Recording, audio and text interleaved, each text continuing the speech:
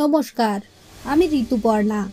আজ আপনাদের জানাবো প্রাচীন ভারতের ইতিহাস এবং হিন্দু পুরাণে এমন কিছু শহর ও স্থানের উল্লেখ পাওয়া যায় যাদের নির্মাণ ও ধ্বংসের কাহিনী আজও আমাদের মনে কৌতূহল সৃষ্টি করে। সেই কৌতূহলের তালিকায় অন্যতম নাম হলো দ্বারকা। এই শহরটি কেবল একটি নগরী নয়, এটি শ্রীকৃষ্ণ ও তার যাদব বংশের ক্ষমতার প্রতীক। শ্রীকৃষ্ণ কেন দেবশিল্পী বিশ্বকর্মাকে দিয়ে এই বিশাল নগরী তৈরি করিয়েছিলেন, সেই প্রশ্নের উত্তর খুঁজতে গেলে আমাদের ফিরে যেতে হবে এক মহাকাব্যিক পটভূমিতে। শ্রীমদ্ ভগবদ গীতা এবং শ্রীমদ্ ভগবতমের মতো ধর্মগ্রন্থগুলি থেকে আমরা জানতে পারি মথুরা নগরী অসুররাজ কংসের অত্যাচারে জর্জরিত ছিল। কংসের মৃত্যুর পর মথুরা কিছুটা স্বস্তি পেলেও কংসের শ্বশুর জরাসন্ধের আক্রমণ শুরু হয়। এই আক্রমণ এতই ভয়ঙ্কর ছিল যে মথুরার সাধারণ মানুষ এবং যাদব বংশের জীবন বিপন্ন হয়ে পড়ে। জরাসন্ধ মোট 17 বার মথুরা আক্রমণ করেন। প্রতিবারই শ্রীকৃষ্ণ এবং বলরাম তাকে পরাজিত করলেও এই যুদ্ধ যেন শেষ হওয়ার নাম নিচ্ছিল না। যুদ্ধ শেষে জরাসন্ধ পালিয়ে গেলেও তার পুনরায় আক্রমণের ভয় মথুরাবাসীর মনে সর্বদা বিরাজমান ছিল। এই পরিস্থিতিতে শ্রীকৃষ্ণ সিদ্ধান্ত নেন যে মথুরা আর যাদব বংশের জন্য নিরাপদ নয়। তিনি বুঝতে পারেন যে তার বংশের এবং প্রজাদের শান্তির জন্য একটি নতুন ও নিরাপদ আশ্রয়ের প্রয়োজন, এমন একটি স্থান যা শুধু সুরক্ষিতই নয় বরং শ্রীকৃষ্ণের মর্যাদার উপযুক্তও বটে। তাই তিনি এমন একটি নগরী তৈরির কথা ভাবলেন যা হবে সমুদ্রের মাঝে অবস্থিত এবং যা শত্রুদের নাগালের বাইরে থাকবে। এই চিন্তাভাবনা থেকেই দ্বারকা নগরীর সৃষ্টির প্রয়োজন হয়। শ্রীকৃষ্ণ দেবশিল্পী বিশ্বকর্মাকে দিয়ে দ্বারকা নগরী নির্মাণ করিয়েছিলেন। এর পেছনে কয়েকটি গুরুত্বপূর্ণ কারণ আছে, যা কেবল কৌশলগত নয় বরং প্রতীকীয়। নম্বর 1, যাদব বংশের নিরাপত্তা। জরাসন্ধের বারবার আক্রমণের কারণে মথুরায় যাদব বংশের জীবন বিপন্ন হয়ে উঠেছিল।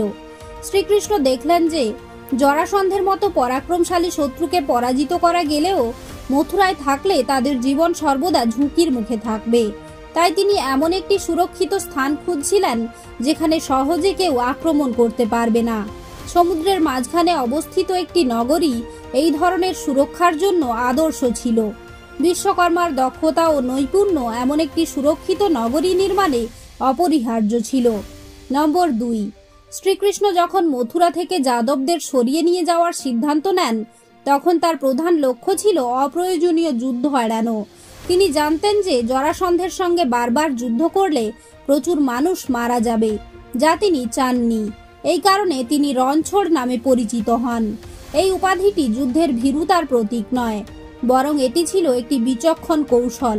তিনি বুঝতে পেরেছিলেন যে একটি নতুন নগরীতে যাওয়াটাই যুদ্ধ এড়ানোর শ্রেষ্ঠ উপায় এবং সেই নগরীটি দেবশিল্পী বিশ্বকর্মার হাতে তৈরি হলে তা আরও শক্তিশালী ও সুরক্ষিত হবে। নম্বর 3, দ্বারকা নগরীর মহিমা ও সৌন্দর্য। দ্বারকা শুধু একটি সুরক্ষিত স্থান নয়, এটি ছিল শ্রীকৃষ্ণের মর্যাদা ও ক্ষমতার প্রতীক। দ্বারকা এমন একটি শহর যা সমুদ্রের মাঝে হঠাৎ করেই আবির্ভূত হয়েছিল। বিশ্বকর্মা ছিলেন দেবতাদের প্রধান স্থপতি। তার হাতে তৈরি নগরী ছিল অসাধারণ স্থাপত্য ও কারুকার্যের এক অনন্য নিদর্শন। দ্বারকার সৌন্দর্য, ঐশ্বর্য এবং সুরক্ষার জন্য বিশ্বকর্মার মতো একজন সুদক্ষ স্থপতির প্রয়োজন ছিল। বিভিন্ন পুরাণ মতে দ্বারকা ছিল সোনা, রূপা এবং অন্যান্য মূল্যবান ধাতু দিয়ে নির্মিত, যা ছিল সেই সময়ের স্থাপত্যের এক চূড়ান্ত উদাহরণ। নম্বর 4, ভগবানের প্রতি সম্মান ও ভক্তি। বিশ্বকর্মা দেবতাদের প্রধান স্থপতি এবং শিল্পী। তিনি ব্রহ্মার পুত্র এবং সকল শিল্পকলার দেবতা। শ্রীকৃষ্ণ একজন ভগবান হিসেবে বিশ্বকর্মাকে দিয়ে নগরী তৈরি করিয়েছিলেন কারণ এটি ছিল তার প্রতি এক ধরনের সম্মান। বিশ্বকর্মার দ্বারা নির্মিত নগরীটি শুধু মানব নির্মিত নগরী নয়, এটি ছিল দেব নির্মিত, যা এর পবিত্রতা ও গুরুত্বকে আরও বাড়িয়ে তুলেছিল।